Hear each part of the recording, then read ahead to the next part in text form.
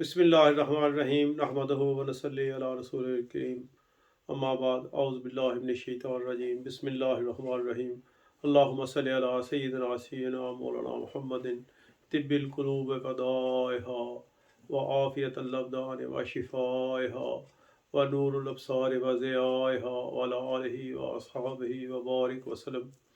सामीन व नाज़रीन अस्सलामु अलैकुम व रहमतुल्लाहि व बरकातुहू। आज सामीन और नाज़रीन हम आपको हल्फुल फजूल जो हजूर नबी करीम सल्लल्लाहु अलैहि वसल्लम की जिस वक़्त उम्र सिर्फ 20 साल थी उसके मतलब आपको आगाह फरमाएंगे। पूरे अरब के जजीरा में कोई मुनज़्ज़म हुकूमत ना थी और ना ही कोई अदालत थी। अगर कोई कत्ल हो जाता तो कातिल कबीले के पूरे अफराद को ज़िम्मेवार ठहराया जाता था और सबसे बदला लिया जाता था और सिर्फ ताकतवर कबाइल ही इस पर पूरे उतर सकते थे। एक दफ़ा ज़ुबैद जो यमन का एक ताजर था अपने सामान तजारत के साथ मक्का आया। यहाँ आस बिन वाइल ने इससे सामान ख़रीदा। जब उसने सामान ले लिया तो इसने इसकी कीमत देने से इनकार कर दिया। ज़ुबैद ने काबा शरीफ में जब कुरैश की जहाँ महफिलें लगती थीं आकर दुहाई दी और अपनी फरियाद के अशार पढ़े और कहा कि कोई है जो मुझे इससे पैसे दिला कर दे। चुनाचे हज़रत ज़ुबैर बिन अब्दुल मुत्तलिब खड़े हो गए और कहा मैं तुम्हें इससे पैसे दिलाऊंगा। और अब्दुल्ला बिन जदान के घर में बनी हाशिम बनी ज़हरा बनी तमीम बिन मर्रा के कबाइल जमा हुए। इब्न जदान ने सबको पुरतकल्लफ खाना खिलाया। इन सब लोगों ने खाने के बाद खड़े होकर अल्लाह ताला से अहद किया कि वो सब मुतहद होकर ज़ालिम के ख़िलाफ़ मज़लूम की मदद करेंगे यहाँ तक कि ज़ालिम मज़लूम को उसका हक़ अदा करे। और हम इस अहद पर पाबंद रहेंगे जब तक समुंदर सौफ ऊन को तर करता रहे और जब तक हिरा और खबीर के पहाड़ अपनी जगह पर कायम रहें और हम एक दूसरे की हमदर्दी करेंगे। रहमत दो आलम सल्लल्लाहु अलैहि वसल्लम की उम्र मुबारक उस वक़्त 20 साल थी और आपने इसमें शिरकत फरमाई। बसत के बाद भी हजूर सल्लल्लाहु अलैहि वसल्लम इस माहदे में शिरकत पर इजहार मसरत फरमाते थे। आप फरमाते थे कि मैं अब्दुल्ला बिन जदान के घर में हाज़िर था जब हल्फुल फजूल तय पाया गया। इसके बदले में अगर कोई मुझे सुरख ऊँट दे तब भी मैं लेने के लिए तैयार नहीं। इस किस्म के मुआहदा की दावत आज भी इस्लाम में कोई मुझे दे तो मैं उसे कबूल करने को तैयार हूँ। इस तरह सब ने मिलकर ज़ुबैद को आस बिन वाइल से इसके पैसे वापस दिला दिए और यूं ये मुआहदा मुद्दतों नाफिजुल अमल रहा। इसके बाद मज़लूमों में से जो कोई भी दुहाई देता हिल्फुल फजूल के अरकान के मुसल्ला दस्ते उसकी फरियाद रसी के लिए सामने आ जाते। हजूर नबी करीम सल्लल्लाहु अलैहि वसल्लम ने शाम की तरफ दूसरा सफ़र फरमाया। मक्का के अक्सर लोग तजारत पेशा थे। ये मशरक़ और शर्क़ बईद के ममालिक से दरामद की हुई अजनास और गर्म मसाले और कई दूसरी मसनूआत यमन की बंदरगाहों से ख़रीद कर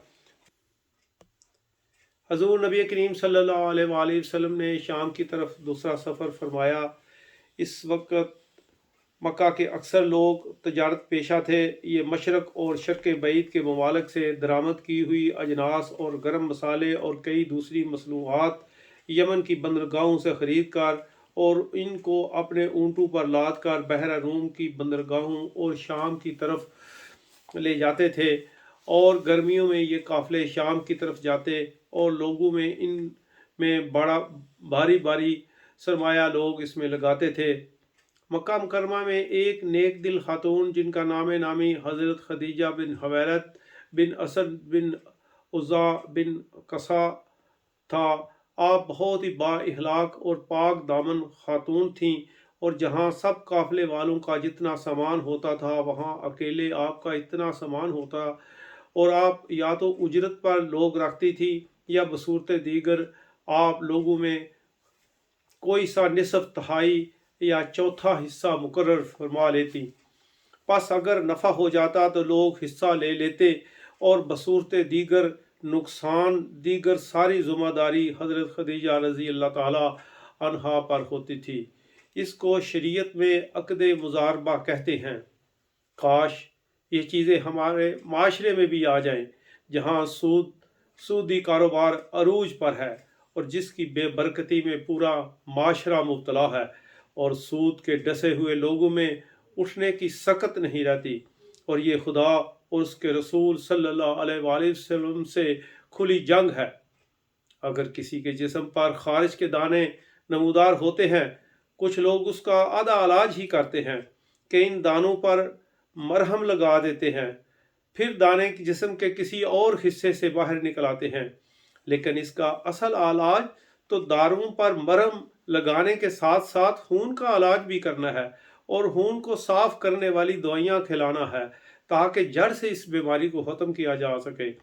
यही हाल हमारे माशरे में अंग्रेज़ के बने हुए काले कवानीन का है।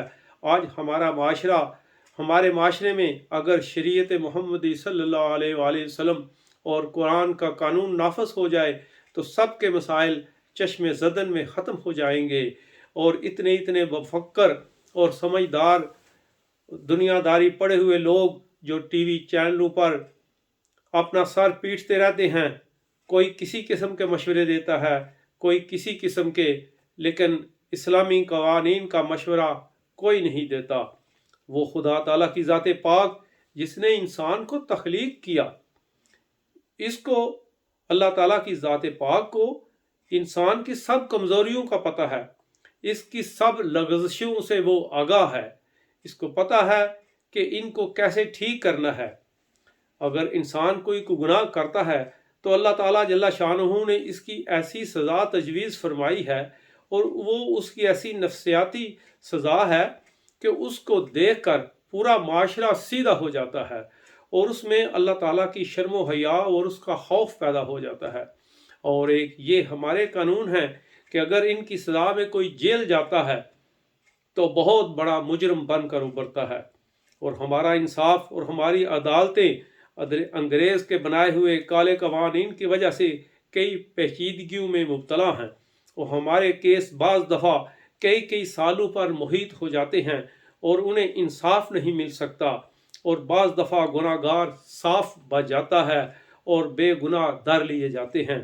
और बाज़ लीडर जिनको लोग धक्के दे दे कर और गले से पकड़ कर कुर्सी से उतार देते हैं, अगर कोई इस्लामी कवानीन नाफज करने में और अपने और खुदा ताला और उसके रसूल सल्लल्लाहु अलैहि वसल्लम को खुश करने के लिए अपने फैसलों पर डट जाए और इस्लामी कानून नाफज करे, तो दुनिया और आखिरत में भी सुरखरू हो जाएगा, और लोग उसे इस्लामी दुनिया का हीरो बना देंगे, और शायद उसकी कुर्सी भी तादेर कायम रहे। लेकिन वो कुर्सी की खातिर नहीं, बल्कि अल्लाह ताला जल्ला शानहू और उसके रसूल मुकर्रम सल्लल्लाहु अलैहि वसल्लम को खुश करने के लिए ये काम करें, तो इसका अजर अल्लाह ताला जल्ला शानहू पर होगा। क्योंकि अगर कोई खालक को खुश करने के लिए मखलूक की परवाह न करे तो खालक उससे खुद भी खुश हो जाता है और मखलूक को भी उससे खुश कर देता है। और अगर कोई मखलूक को खुश करने के लिए खालक की परवाह नहीं करता तो खालक भी उससे नाराज़ हो जाता है और मखलूक को भी उससे नाराज़ कर देता है। खैर, शरीयत में अक़द मुज़ारबा का बयान हो रहा था, जो हज़रत खदीजतुल कुबरा रज़ी अल्लाह ताला अन्हा अपने कारोबार में फरमाती थीं, और शरीयत के कवानीन का ख्याल आते ही बात हमारे माशरे की कमज़ोरियों की तरफ चली गई, जिनको ठीक करने की हद ज़रूरत है। हज़रत अबू तालिब रज़ी अल्लाह ताला अन्हु हो, जिनकी माली हालत अच्छी न थी, जब इनको हज़रत खदीजा रज़ी अल्लाह ताला अन्हा के काफ़िले के जाने का इल्म हुआ तो आपने हजूर नबी करीम सल्लल्लाहु अलैहि वसल्लम से अपनी माली मजबूरियों का जिक्र फरमाया, और आपको हज़रत खदीजतुल कुबरा रज़ी अल्लाह ताला अन्हा के पास जाने के लिए मशवरा दिया।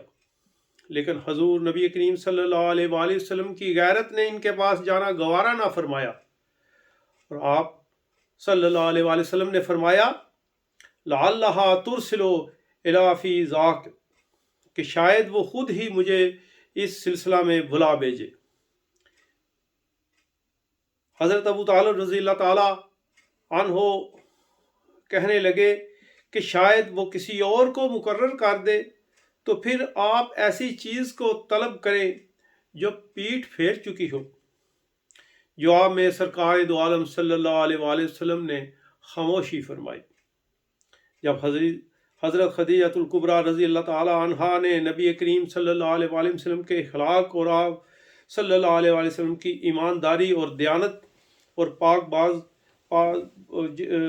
پاک بازی کی جو آپ نے شہرت سن رکھی تھی، جب ان کو حضور نبی کریم صلی اللہ علیہ وسلم کے اس اپنے چچا کے ساتھ گفتگو کا علم ہوا، تو انہوں نے فوراً حضور نبی کریم صلی اللہ علیہ وآلہ وسلم کو پیغام دے کر بلایا اور عرض کی کہ اگر آپ قبول فرمائیں تو سب سے دگنا معاوضہ آپ کو دوں گے۔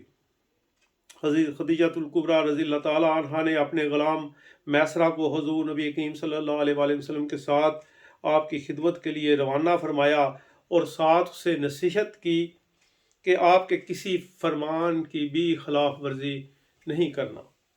ایک روایت کے مطابق حضرت ابو بکر صدیق رضی اللہ تعالیٰ عنہ بھی اس سفر میں حضور نبی کریم صلی اللہ علیہ وآلہ وسلم کے ساتھ تھے۔ چند روز کی کٹھن مسافت کے بعد قافلہ شام کے شہر بصرہ میں جا اترا اور ایک خانقاہ کے قریب ایک سایہ دار درخت کے نیچے پڑاؤ کیا۔ حضور اکرم صلی اللہ علیہ وآلہ وسلم پہلے بھی شام کے سفر کے دوران یہاں ہی پڑاؤ فرما چکے تھے۔ دونوں سفروں میں تقریباً 13 سال کا فرق تھا۔ اب یہاں ایک دوسرا راہب نستورہ تھا۔ اس نے آپ صلی اللہ علیہ وسلم کے غلام میسرہ سے آپ کے بارے میں پوچھا اور آپ صلی اللہ علیہ وسلم کی ملاقات کا خواہش مند ہوا، اور جو نشانیاں آخری نبی صلی اللہ علیہ وسلم کی تھیں جب آپ میں اس نے موجود پائیں، اور آپ صلی اللہ علیہ وسلم کی مہر نبوت کی زیارت بھی کی، تو پاؤں مبارک پر گر گیا اور اس کے بوسے لینے لگا۔ آج بعض لوگ کہتے ہیں کہ پاؤں کا بوسہ لینا شرک ہے۔ کاش خدا ان کے دل میں اپنی محبت اور اپنے پیارے حبیب صلی اللہ علیہ وآلہ وسلم کی محبت کا طوفان ڈال دے۔ اس راہب نے کہا کہ آپ صلی اللہ علیہ وسلم وہی نبی ہیں جن کے آنے کی بشارت حضرت عیسیٰ علیہ السلام نے دی تھی۔ حضور صلی اللہ علیہ وآلہ وسلم کے میسرہ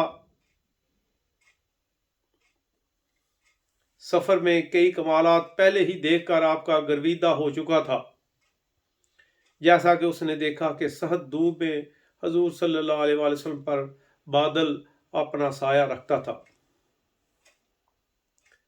جب اس نے یہ بات سنی تو اپنا سب کچھ حضور صلی اللہ علیہ وآلہ وسلم پر قربان کرنے کے لیے تیار ہو گیا۔ حضور نبی کریم صلی اللہ علیہ وسلم کی برکت سے اتنا زیادہ اس تجارت میں نفع ہوا جو پہلے کبھی نہیں ہوا تھا۔ دوران سفر کسی نے لین دین پر نبی کریم صلی اللہ علیہ وآلہ وسلم سے لات و عزیٰ کی قسم کھا کھانے کو کہا تو آپ نے فرمایا، میں ان جھوٹے خداؤں کی قسم نہیں کھایا کرتا۔ واپسی پر نبی کریم صلی اللہ علیہ وآلہ وسلم جب مکہ شریف کے نزدیک مظاہران کے نزدیک پہنچے تو میسرہ کو آگے جا کر اپنی مالکن کو خوشخبری دینے کا فرمایا۔ حضرت خدیجہ الکبریٰ رضی اللہ تعالی عنہا نے اپنے مکان کے اوپر چڑھ کر قافلے کا نہیں بلکہ نبی کریم صلی اللہ علیہ وآلہ وسلم کا ہی استقبال کیا اور خود دیکھا کہ خود سخت دھوپ میں فرشتوں نے نبی کریم صلی اللہ علیہ وآلہ وسلم پر سایہ کر رکھا ہے۔ میسرہ نے تمام راستے حضور صلی اللہ علیہ وآلہ وسلم کی جو خوبیاں ملاحظہ کی تھیں وہ آپ سے بیان کیں، اور خاص کر نستورہ راہب کا واقعہ بھی بیان کیا۔ حضور صلی اللہ علیہ وآلہ وسلم کی امانت، دیانت اور کاروباری خوبیوں کا ذکر کیا۔ آپ صلی اللہ علیہ وآلہ وسلم کی ہر ادا اس پاک باز عورت کے دل میں سرایت کر گئی۔ وہ آپ پر فریفتہ ہو گئیں اور انہوں نے دل میں طے کر لیا کہ اگر آپ ان کو اپنی زوجیت میں قبول فرما لیں تو یہ اس کی بڑی خوش قسمتی ہوگی۔ حضرت خدیجہ الکبریٰ رضی اللہ تعالی عنہا کے دل میں حضور نبی کریم صلی اللہ علیہ وآلہ وسلم کے سفر سے واپس آنے کے بعد عقیدت کے چراغ اور نمایاں ہوتے جا رہے تھے۔ آپ کی پہلے 2 شادیاں ہو چکی تھیں اور آپ کے دونوں شوہر فوت ہو چکے تھے۔ اس وقت آپ کی عمر مبارک تقریباً 40 سال کی تھی۔ کئی اور رشتے آئے تھے لیکن آپ نے قبول نہیں کیے تھے، لیکن حضور نبی کریم صلی اللہ علیہ وآلہ وسلم کی مرضی معلوم کرنے کے لیے آپ نے اپنی ہمراز سہیلی نفیسہ کو مبعوث کیا۔ وہ آپ کے پاس گئی اور آپ سے پوچھا کہ آپ شادی کیوں نہیں فرماتے؟ آپ نے فرمایا کہ میرے پاس سرمایہ نہیں کہ شادی کا فریضہ ادا کر سکو۔ اس نے عرض کی کہ اگر آپ کو خوشحالی، شرافت، خوبصورت جمال کی طرف دعوت دی جائے تو کیا آپ قبول فرما لیں گے؟ آپ نے فرمایا کون؟ عرض کی خدیجہ رضی اللہ تعالیٰ عنہ۔ حضور نبی کریم صلی اللہ علیہ وآلہ وسلم نے فرمایا یہ کیوں کر ممکن ہے؟ آپ حضرت خدیجہ رضی اللہ تعالیٰ عنہا کے پاس گئیں اور سب کچھ بیان کر دیا، اور انہوں نے حضور صلی اللہ علیہ وآلہ وسلم کو اپنے ہاں آنے کی دعوت دی اور عرض کی کہ آپ رشتہ میں میرے چچا زاد قریبی ہیں اور آپ کی شان اپنی قوم میں بہت بلند ہے۔ امانت، دیانت، حسن خلق اور سچائی، اس طرح کی آپ میں بہت صفات ہیں۔ اس طرح انہوں نے نہایت ادب و احترام سے اپنی خواہش کا اظہار فرمایا۔ حضور صلی اللہ علیہ وآلہ وسلم نے اس کو قبول فرمایا اور حضرت خدیجہ رضی اللہ تعالیٰ عنہا سے عرض کی کہ آپ حضرت ابو طالب کے پاس جائیں اور حضرت خدیجہ رضی اللہ تعالیٰ عنہا نے آپ سے عرض کی کہ آپ حضرت ابو طالب رضی اللہ تعالیٰ عنہ کو ہمارے پاس بھیجیں۔ آپ صلی اللہ علیہ وآلہ وسلم حضرت ابو طالب رضی اللہ تعالیٰ عنہ کے پاس گئے اور سارا ماجرا ان سے بیان فرمایا۔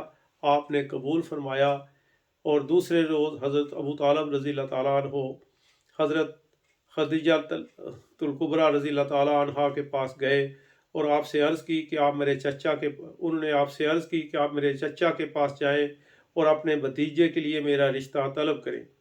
آپ نے خوشی کا اظہار کیا۔ حضرت خدیجہ الکبریٰ رضی اللہ تعالیٰ عنہ کے چچا کے پاس آپ گئے اور حضور نبی کریم صلی اللہ علیہ وآلہ وسلم کے لیے رشتہ مانگا، جو انہوں نے قبول فرمایا اور نکاح کے لیے تاریخ مقرر کر دی، اور مقررہ تاریخ پر مکہ کے شرفاء و امراء اور قبیلہ مضر کے رؤساء اکٹھے ہوئے۔ حضرت خدیجہ رضی اللہ تعالیٰ عنہ کی طرف سے ان کے چچا عمرو بن اسد وکیل بنے اور حضور نبی کریم صلی اللہ علیہ وآلہ وسلم سے حضرت ابو طالب وکیل بنے۔ سامعین ناظرین، اس کے اگلے حصے میں انشاءاللہ ہم آپ کو حضور نبی کریم صلی اللہ علیہ وآلہ وسلم کے نکاح مبارک اور کی تفصیل مہیا کریں گے۔ جو ہم نے پڑھا سنا، جو اس میں غلطیاں ہوئیں، اللہ تعالیٰ معاف فرمائے اور حضور نبی کریم صلی اللہ علیہ وآلہ وسلم کی صحیح سیرت طیبہ کے متعلق ہم سب کو آگاہ فرمائے اور حضور نبی کریم صلی اللہ علیہ وآلہ وسلم کی محبت سے ہم سب کے دلوں کو لبریز فرمائے۔ آمین ثم آمین وآخر دعوانا الحمدللہ رب العالمین۔